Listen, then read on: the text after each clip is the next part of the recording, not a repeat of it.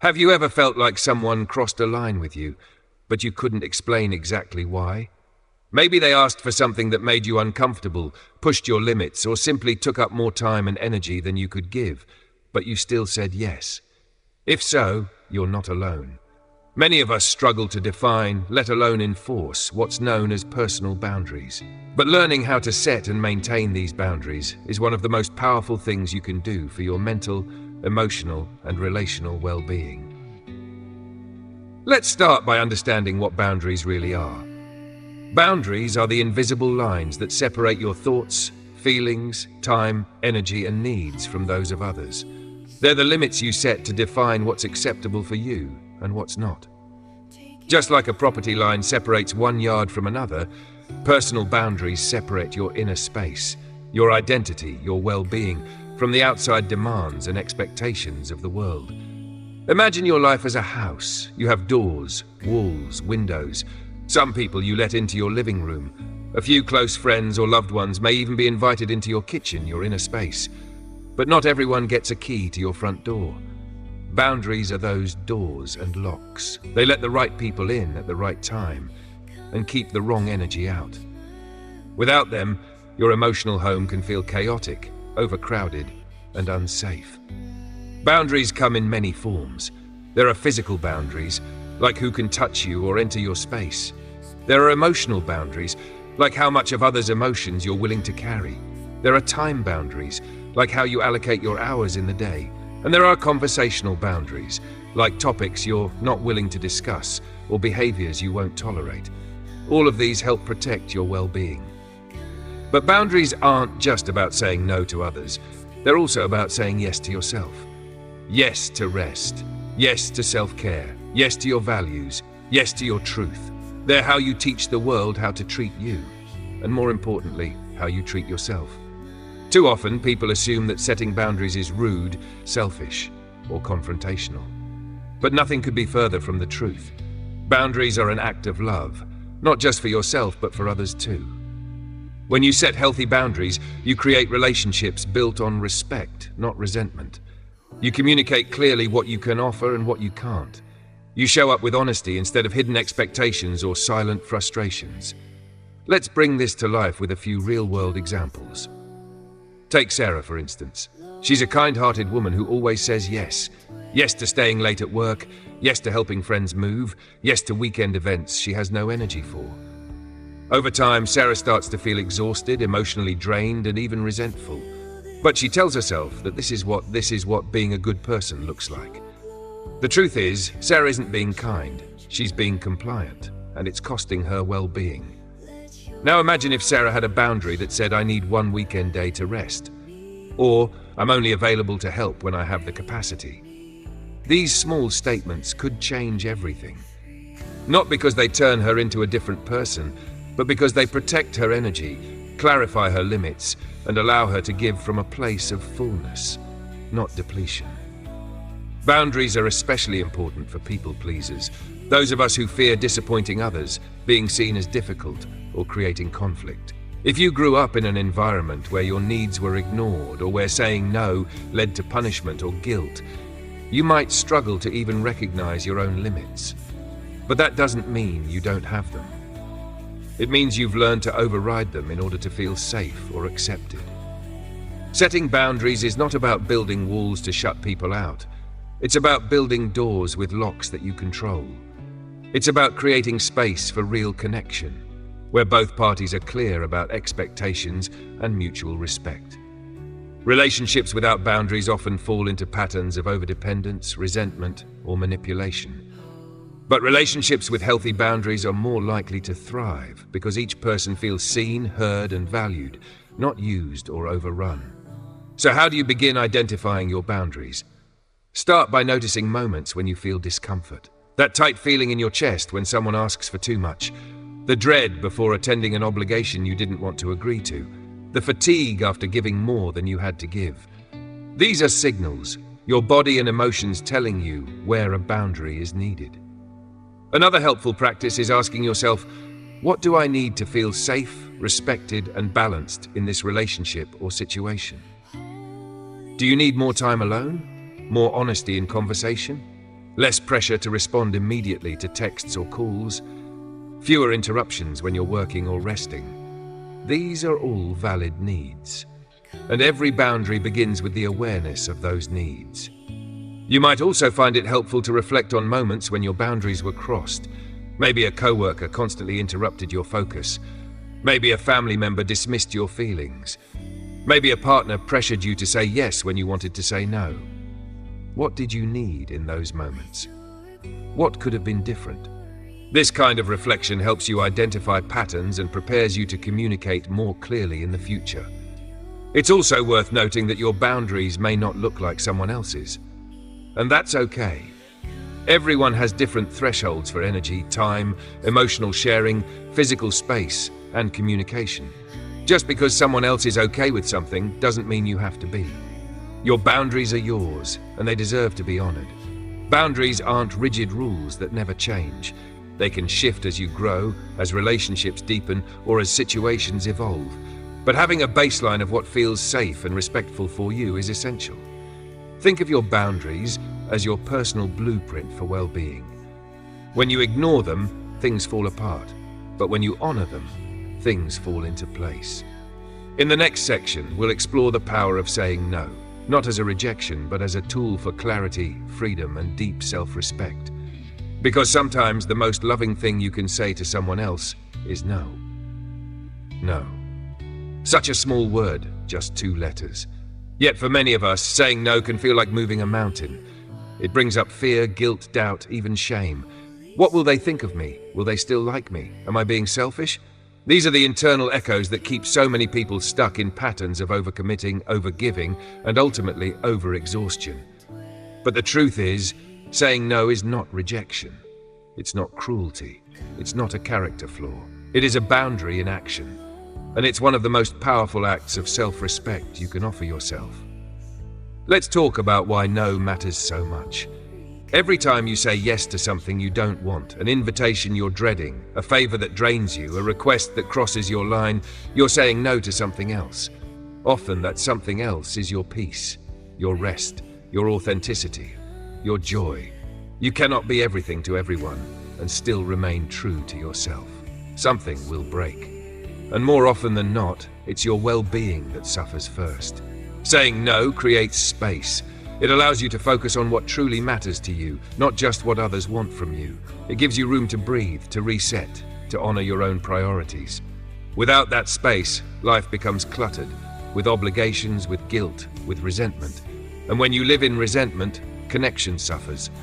Your relationships become performances instead of genuine, present, loving exchanges. Let's reframe this. Saying no is not pushing others away.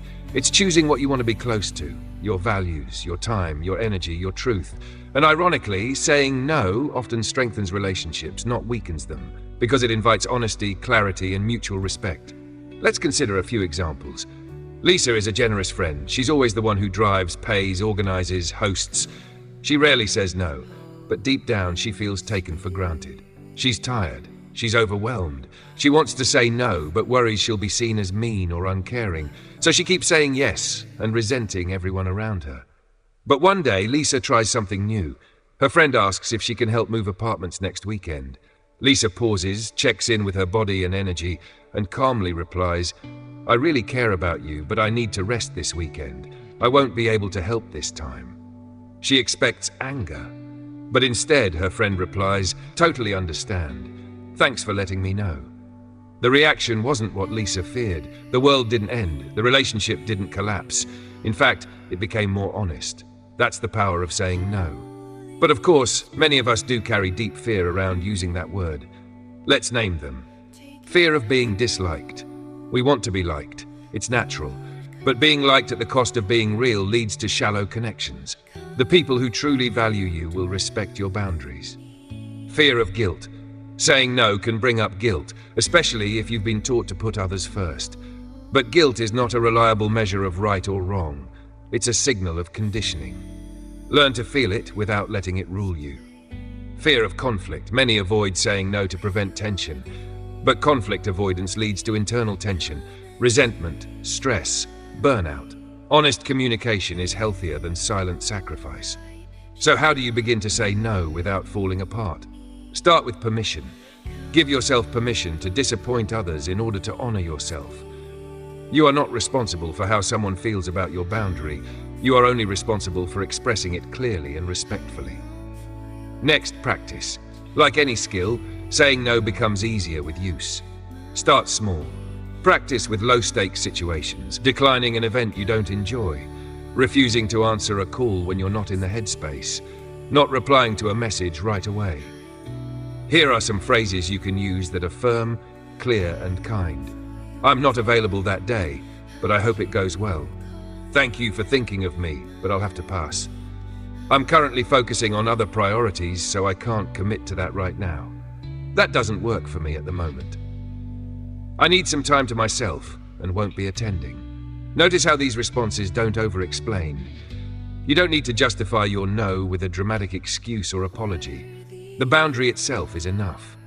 You can also use yes but statements to soften a boundary when appropriate. Yes, I'd love to help, but only for an hour.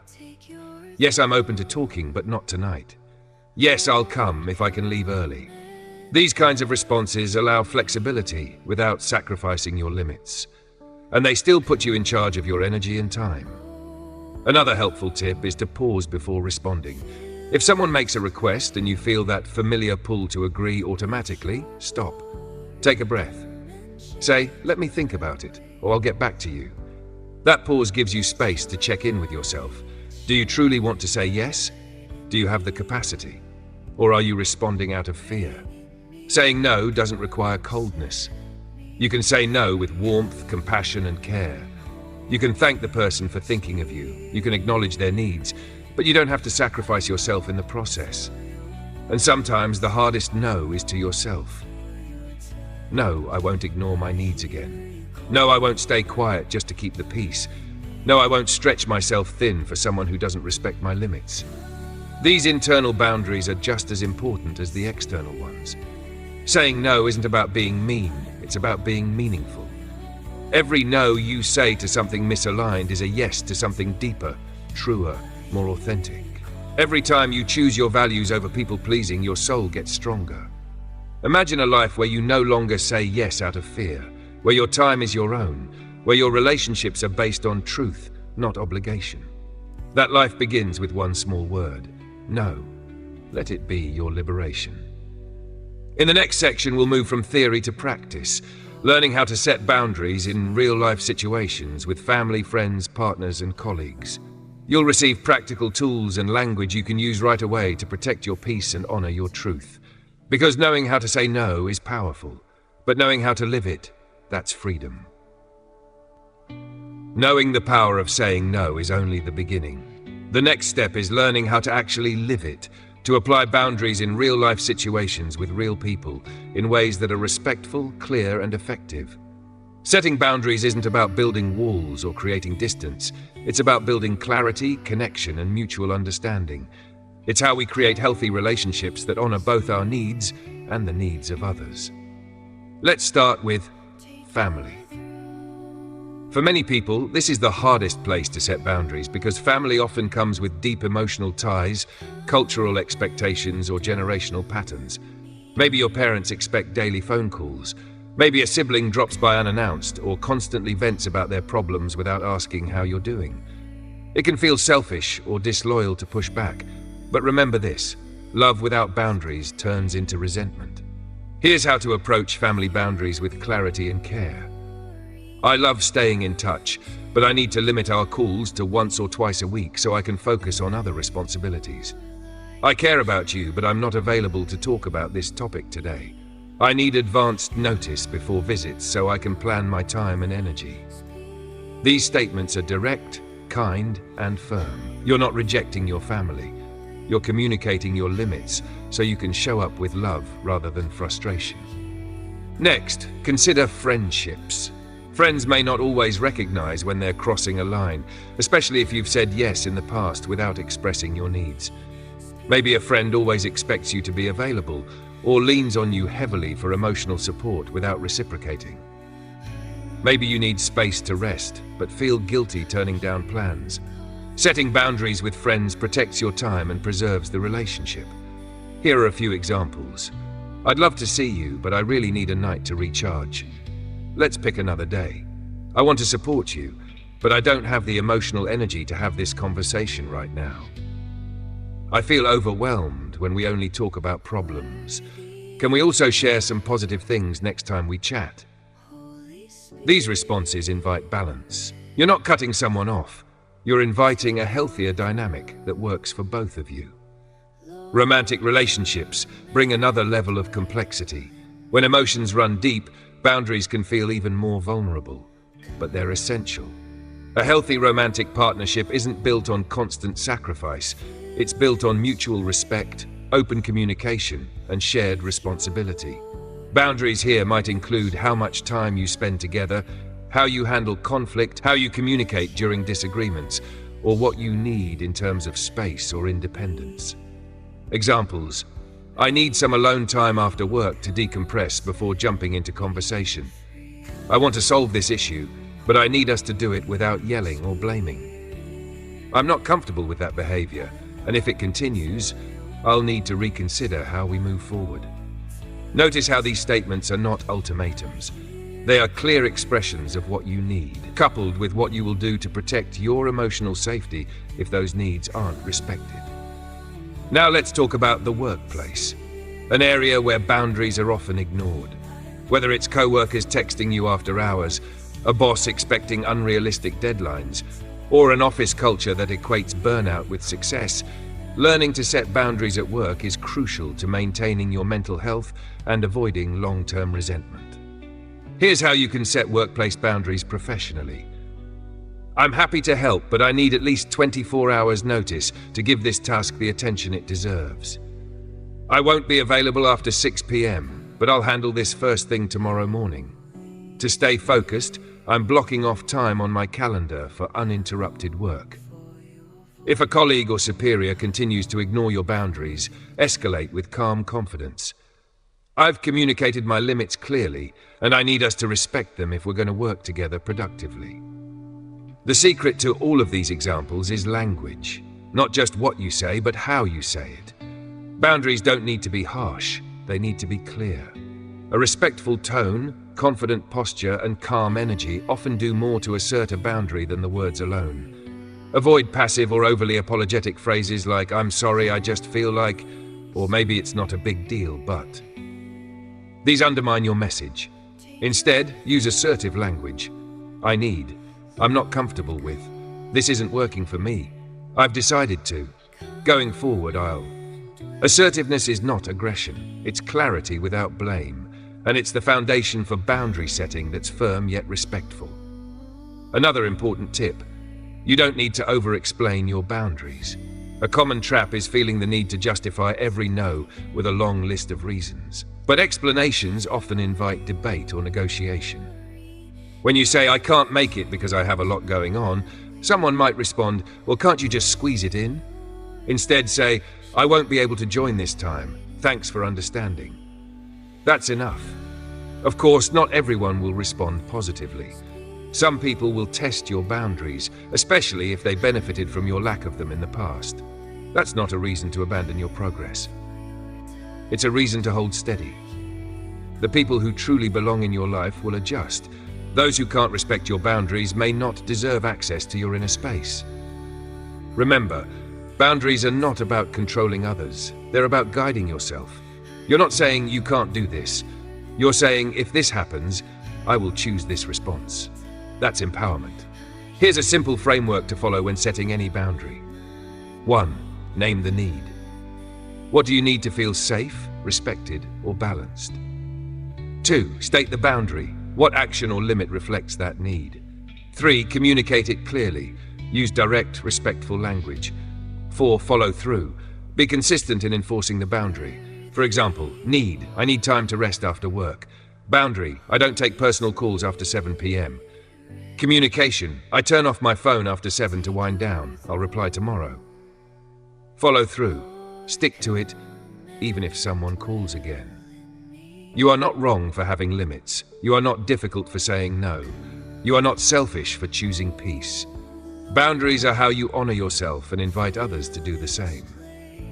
In the next section, we'll explore what to do when your boundaries are challenged, how to handle difficult conversations, stay grounded during pushback, and protect your inner calm, no matter how others react. Because knowing what you need is only part of the journey. The real power comes in standing by it, with strength, empathy, and grace.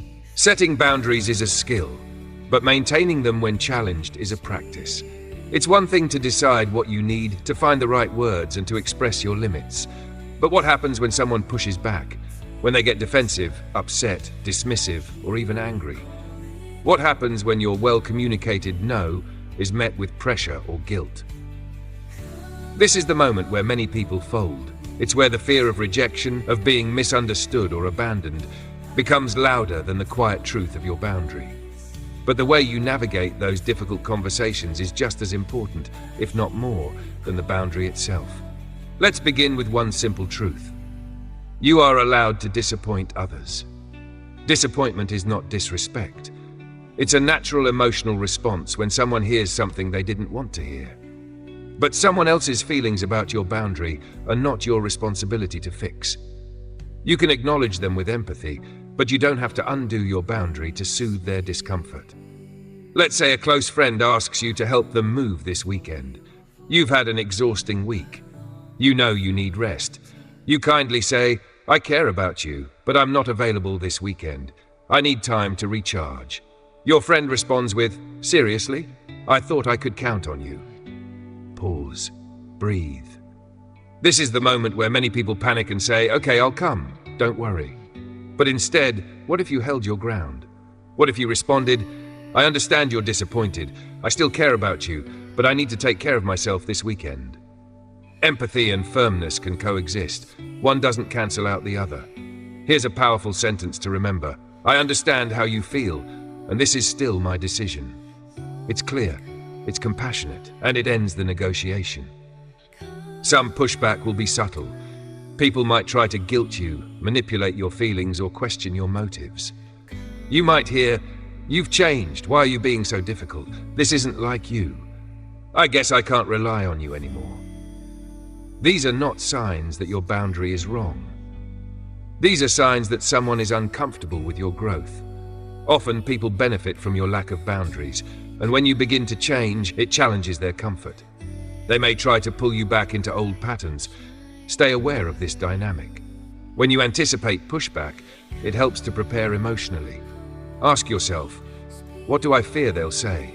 What feelings might that bring up for me? How can I stay grounded if that happens?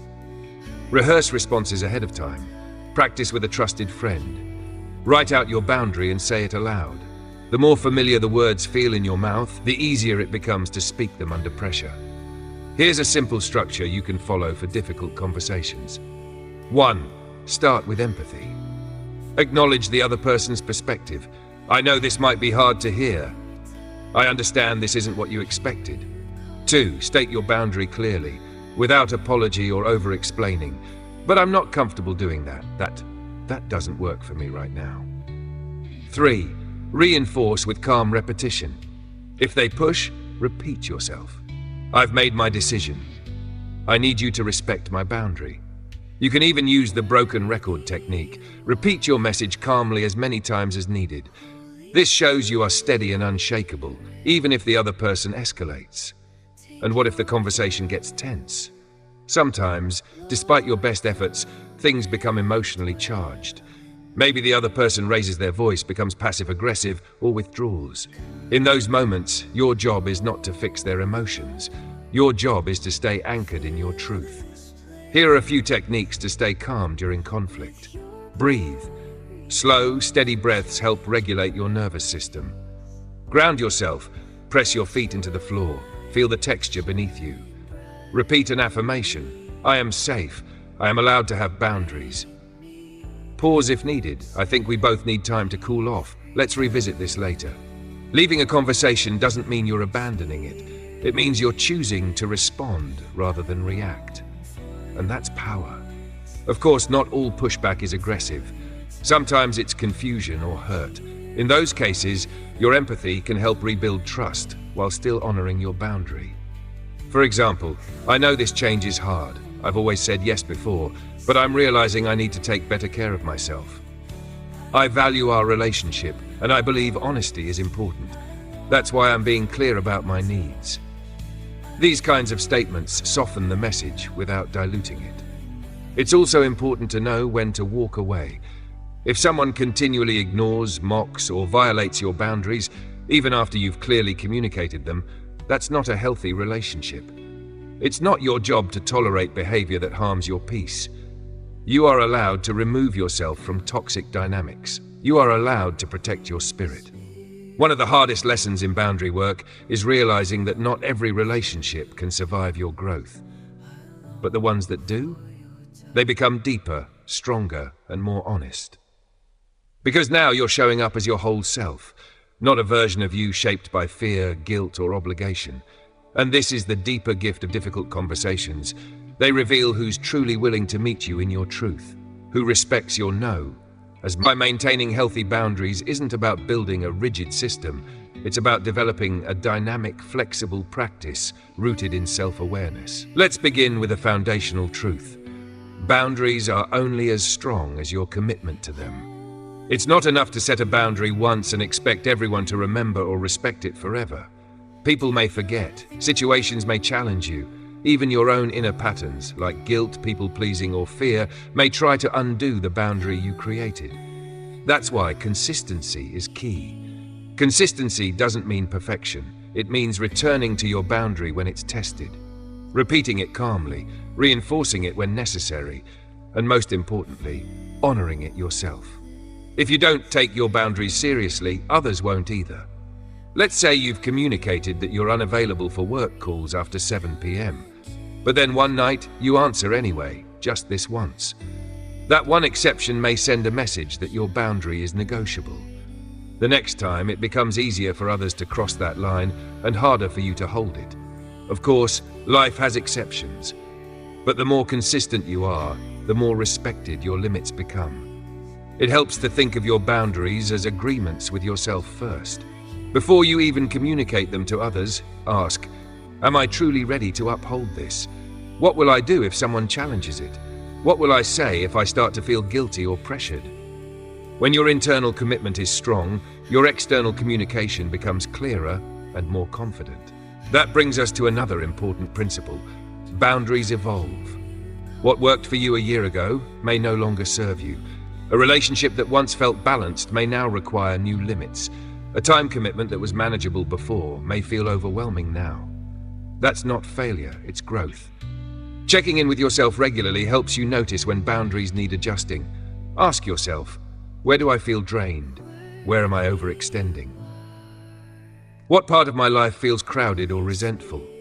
What do I need more of, and what do I need less of? Therapists who help you unpack guilt or people-pleasing patterns.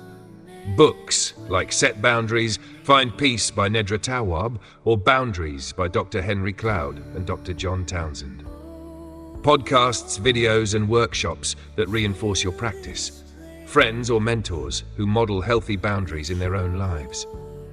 Surrounding yourself with voices that validate your growth makes it easier to stay committed when challenges arise. And don't forget, celebrate your progress. Every time you uphold a boundary, even in a small way, you're honoring yourself. You're rewriting old stories. You're building new patterns. That deserves recognition. Maybe you turned down a social event to rest. Maybe you ended a call that crossed a line. Maybe you finally said no without apologizing. These moments are victories. Let them strengthen your confidence. Because here's the deeper truth. Maintaining boundaries is not about control. It's about self-trust. Every time you follow through, you reinforce the belief that you can protect yourself, that you can stand in your truth, that you are worthy of peace. So yes, boundaries take work, but they also bring freedom. The freedom to choose how you spend your time, the freedom to speak your needs, the freedom to build relationships that uplift rather than drain you. As you move forward, remember, boundaries are not selfish, they're self-respect. Boundaries are not rejection, they're clarity. Boundaries are not walls, they're pathways to deeper connection. In the final part of this journey, we'll bring it all together. You'll receive a call to action, a personal invitation to begin practicing one boundary today. Because knowledge is powerful, but action is transformational. Let's take that step together. So much of the stress, confusion, and exhaustion we carry in life stems from a simple cause: unclear boundaries. We've now explored what boundaries are, why saying no is so powerful, how to apply limits in relationships, how to handle pushback, and how to maintain your boundaries over time. But knowledge alone isn't over people-pleasing, over guilt, over fear. So let this final section be your gentle invitation. Right now, as you listen, take a deep breath, place your hand on your heart, and ask yourself, where in my life do I need a boundary? What space feels too crowded? What relationship feels too demanding? What part of your day feels like it belongs more to others than to you? Choose just one small space where you want to reclaim your power. One yes to yourself that requires a no to something else. Maybe it's a work situation where you felt overwhelmed. Maybe it's a friendship where your emotional energy is constantly being drained. Maybe it's the pressure to respond to every message, say yes to every invitation, or solve problems that were never yours to carry. Start there. Set an intention. I will honor my limit in this space. I will speak my truth. I will follow through with clarity and kindness. This is the beginning of emotional maturity, the beginning of healthier relationships, the beginning of a more peaceful, centered version of you. And know this: the first time you set a boundary, it might feel uncomfortable. Your voice might shake, your heart might race, you may doubt yourself. That's okay. Growth is uncomfortable. Courage isn't the absence of fear, it's moving forward despite it. Every time you say no to something that doesn't align with your well-being, you're saying yes to something better. You're choosing peace over pressure, truth over performance, presence over burnout. Here's what that might look like in real life. Saying, I need to end this call now, instead of staying on out of obligation. Turning down a last-minute request because you've promised yourself rest. Choosing not to engage in an argument that drains your spirit. Pausing before responding to a text that feels like too much. Reminding someone, kindly but firmly, of the boundary you've already expressed. These are not small things. Easily, you sleep more deeply. You feel more aligned with the life you're building. Because now, you're living from within, not being pulled by external demands. The people in your life may also start to shift. Some may resist your new boundaries. That's okay. It's information. You'll begin to see more clearly who respects your growth and who was only comfortable with your silence, your compliance, your overgiving. Let them show you. You're not here to keep others comfortable. You're here to become whole. And the ones who do stay, they'll see the real you. The version of you that knows her value, speaks with purpose, and creates space for authenticity. You're not less loving because you set boundaries. You're more present, more grounded, more true. So what comes next? Start small. Pick one boundary you want to practice this week. Write it down, say it out loud, visualize the conversation, prepare your words. Expect discomfort, but know it won't last forever. The more you practice, the more natural it becomes. Eventually, it stops being an effort and starts becoming a way of life. And if you fall back into old patterns, if you say yes when you meant no, if you allow something that crosses your line, don't judge yourself, don't quit. Return, gently. Remind yourself, I'm learning, I'm growing, I can begin again. Every breath is a reset button. Before we close, here's a simple boundary affirmation you can return to whenever you feel unsure. I am allowed to have needs. I am allowed to say no. I do not need to explain or apologize for protecting my peace. Boundaries are a gift to myself and to those I love. Say it slowly. Let the words sink in. Repeat them often. You've come so far on this journey, not just in understanding boundaries, but in reclaiming your voice. And the path forward is now open to you. Every choice, every no backed by self-awareness, every moment of pause is another step toward a more grounded, healthy, peaceful life. We at Think Fresh Daily are here to support that journey.